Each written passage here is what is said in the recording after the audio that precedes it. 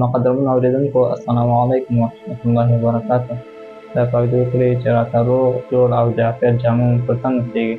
زما عزیزانو غواړم نن د حضرت محمد صلی الله علیه وسلم د پیژندنې په څلورم درس کې تاسو ته د حضرت محمد صلی الله علیه وسلم ظاهري شکل او څېره څنګه وه تاسو ته په ډېر لنډ او صریح الفاظو سره بیان کړم.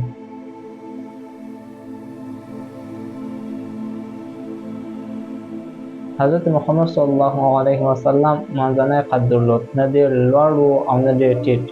مخ یې روښانه سپین او لږ سوروالی درلود چې دا د ښه روغتیا او ښکلا نښه ده. سترګې یې تورې، غټې او ډېر ښکلې وې. ویښتان یې تور، لږ سپېدار یعنې لږ تاو لرونکي وو چې دې سره نور هم وقار او ښایست پیدا کوو. د غاښونو سپینوالی ډېر ښکلی او روښانه و چې د هغه پاک طبیعت او صمیمیت یې څرګنداوه. پزه یې اوږده، مستقیمه او ډېر ښکلې وه چې دا د عربو خلکو په نظر کې د لوړ مقام نښه وه. د بدن پوستکی نرم او خوشبویه و او ګوتې یې اوږدې، مضبوطه او ښایسته وې. او همدارنګه د هغه ږیره ډېره وه چې دا د وقار او سنګینۍ نښه ګڼل کېده.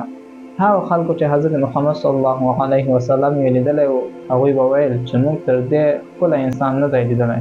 دا و زموږ نننی درس. تر بل درسه پورې مو الله سبحانه وتعالی ته سپارم. السلام علیکم ورحمة الله وبرکاته.